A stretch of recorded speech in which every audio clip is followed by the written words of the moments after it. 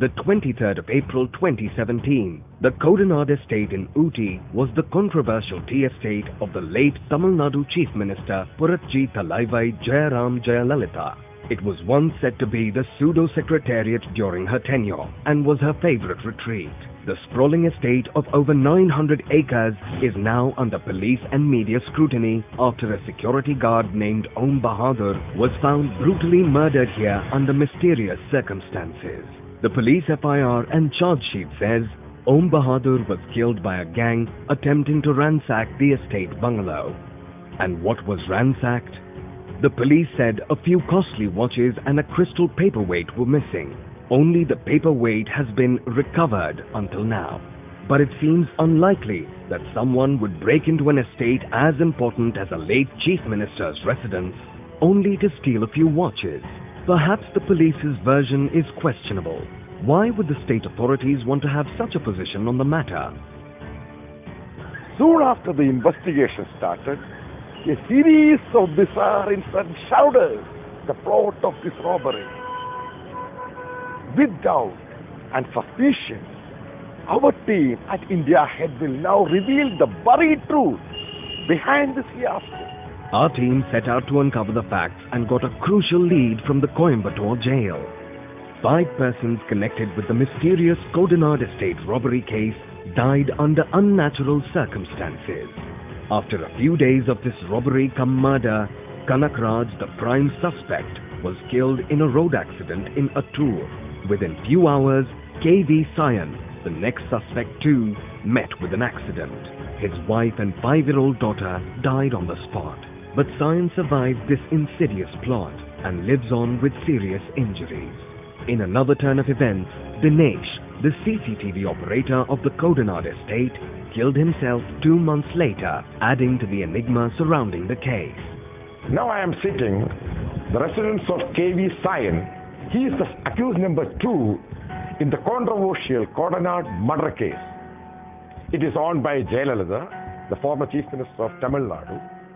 He is just unfolding who is behind entire 5 murders connected to Kodinad estate. It is interesting twist how it is manipulated by Palaniswamy, the current Chief Minister of Tamil Nadu. എൻ്റെ പേര് സയൻ. ഞാനൊരു 2002 ഒരു ബേക്കറിയിൽ ജോലി ചെയ്തോണ്ട്. അപ്പോഴും ഞാൻ ബേക്കറിയിൽ തന്നെ ജോലി ചെയ്തുകൊണ്ടിരുന്നു. ഞാൻ ലീസ് പോലെ നടത്തിക്കൊണ്ടിരുന്നു. എടുത്ത് നടത്തിക്കൊണ്ടിരുന്നു, എൻ്റെ സ്വന്തമല്ല. ഒരു 4 വർഷം ജയലളിതരെ അവിടെ നിന്ന് വിട്ട് പുറത്തിറങ്ങിയത് തൊട്ട് എനിക്ക് അറിയാം.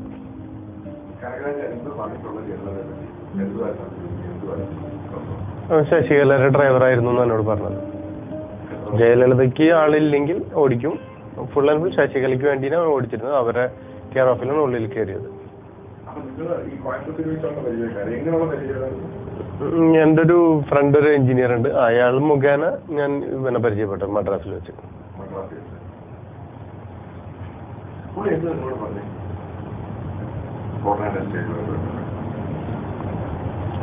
അതിൻ്റെ ഉള്ളിൽ നിന്ന് കുറച്ച് ഡോക്യുമെന്റ്സ് എടുക്കണം.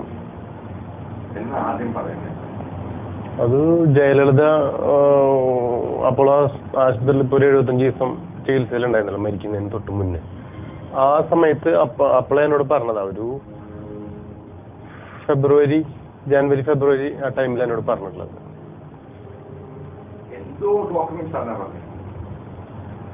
വിലപ്പെട്ട കുറച്ച് ഡോക്യുമെന്റ്സ് അവിടെ നിന്ന് എടുത്ത് ഇവിടെ കൊണ്ടുവന്ന് കൊടുക്കണം എന്ന് പറഞ്ഞു. ഇപ്പൊ നമ്മുടെ നിലവിലെ മുഖ്യമന്ത്രി എടപ്പാടി പളനിസ്വാമിക്ക് കൊടുക്കണം എന്നാണ് എന്നോട് പറഞ്ഞത്. Who is Kanagaraj? Kanagaraj was the former driver of Jayalalitha, worked for years in Poise Garden and Kodinad estate. Got terminated 3 years back. But what made a driver so credible that Sayan and other accused believe him and join his plan?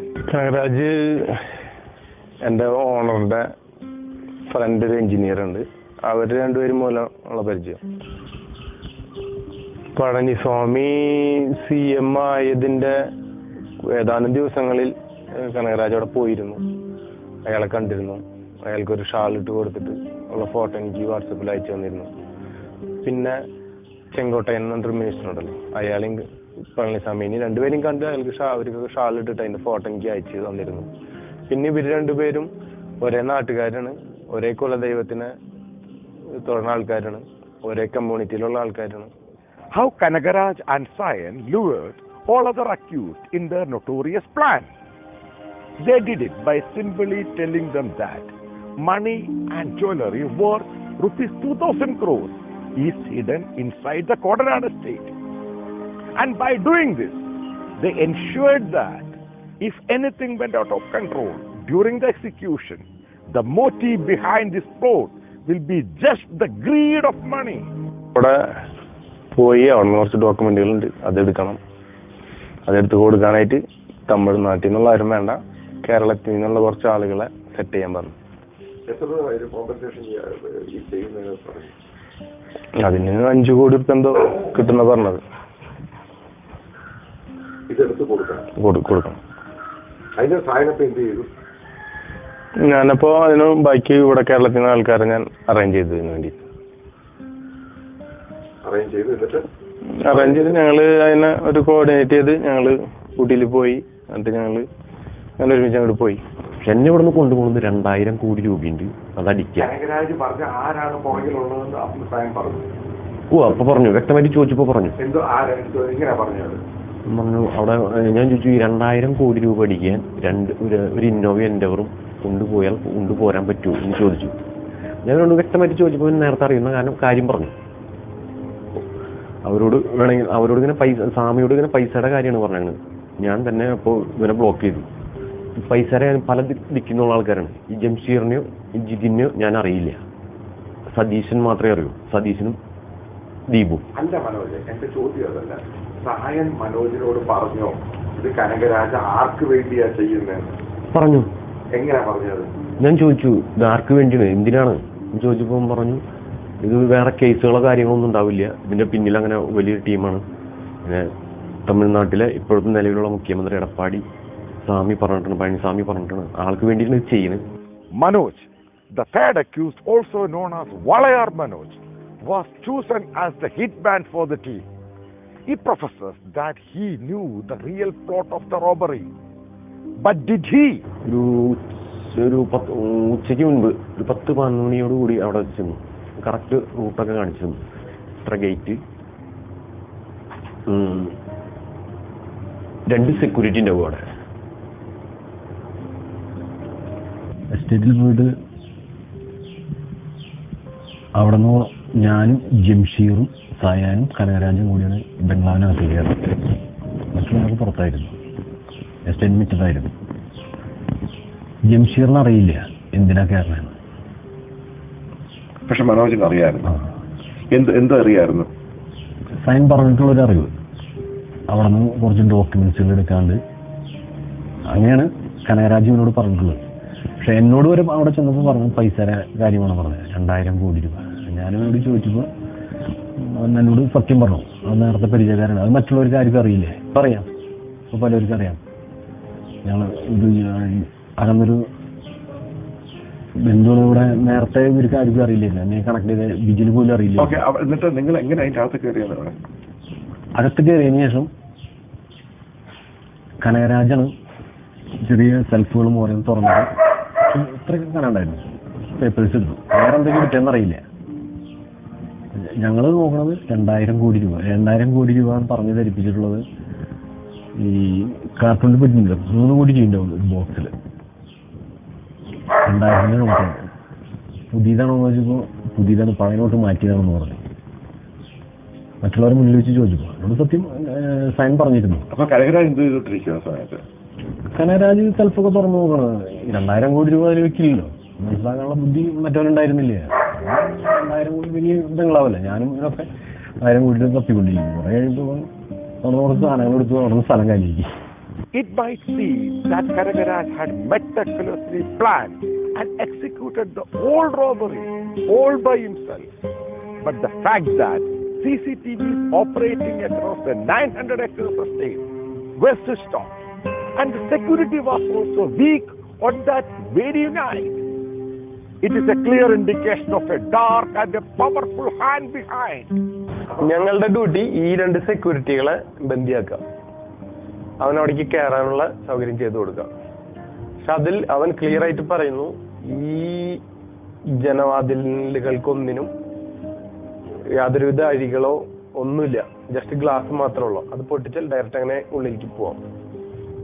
എല്ലാവൻ നമ്മുടെ അടുത്ത് plan പറയുന്നു, നമ്മളവിടെ പോകുമ്പോൾ നമുക്ക് ഇത്ര സമയത്തിനുള്ളിൽ അവിടെ പോവാം, ഇയാളെ ബെൻഡ് ചെയ്ത് കഴിഞ്ഞാൽ അതിന് ഇത്ര മിനിറ്റിനുള്ളിൽ നമുക്ക് ഉള്ളിൽ പോവാം, ഗ്ലാസ് പൊട്ടിക്കുന്നു, ഉള്ളിൽ പോയി എടുക്കുന്നു, തിരിച്ചു വരാം എന്നൊക്കെ അവൻ കറക്റ്റ് പ്ലാൻ ചെയ്യുന്നു. അതേപോലെ അവിടെ ചെല്ലുമ്പോൾ ഞങ്ങളും ആദ്യമായിട്ട് കാണുന്ന സ്ഥലം അതേപോലെ തന്നെ ഉണ്ട്. അവിടെ ഗ്ലാസ് പൊട്ടിച്ച് ഡയറക്റ്റ് ഉള്ളിൽ കിടക്കാം. അതിന് വേറെ ക്രോസ് ആയിട്ട് ഇരുമ്പിലോ അല്ലെങ്കിൽ മരത്തിലോ യാതൊരുവിധ അഴികളും ഒന്നും തന്നെ ഇല്ല. വണ്ടീൻ്റെ മുന്നിൽ കൊണ്ട് നിർത്തി. അപ്പം ഞാൻ ഇവിടെ ഒന്നും പ്രശ്നമില്ല. ഒരു മങ്കി ക്യാപ്പ് മേടിച്ചിരുന്നു, ഗ്ലൗസ് വാങ്ങിയിരുന്നു, കമ്പിപ്പാറ മേടിച്ചിരുന്നു, വാതിൽ പുളിച്ചകത്ത് കയറാനായിട്ട്. അപ്പോൾ കനകരാജനെ കൊണ്ടുവരുന്നു, കട്ടർ മേടിച്ചിരുന്നു. ഇതൊക്കെയായിട്ട് ഈ കാറ് വീണ്ടും ഈ ഗോത്തഗിരിയിൽ സാൻഡ്രോ കാർ നിർത്തിയിട്ട് എൻഡവർ കാറിലാണ് സായാനും ഇവർ 4 പേരും കയറണം. എൻഡവറല്ല, ഇന്നോവ കാറിൽ. എൻഡവർ കാറിൽ ഞങ്ങൾ 3 പേര്.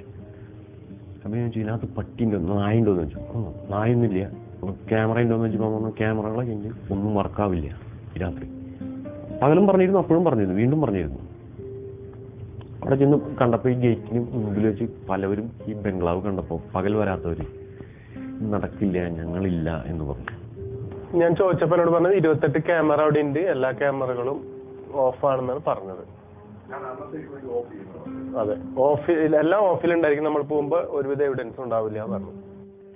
If all had gone according to their plan, Kanagaraj and others would have fled to their safe home with the promised money for the documents. But the fate had a different plan for them.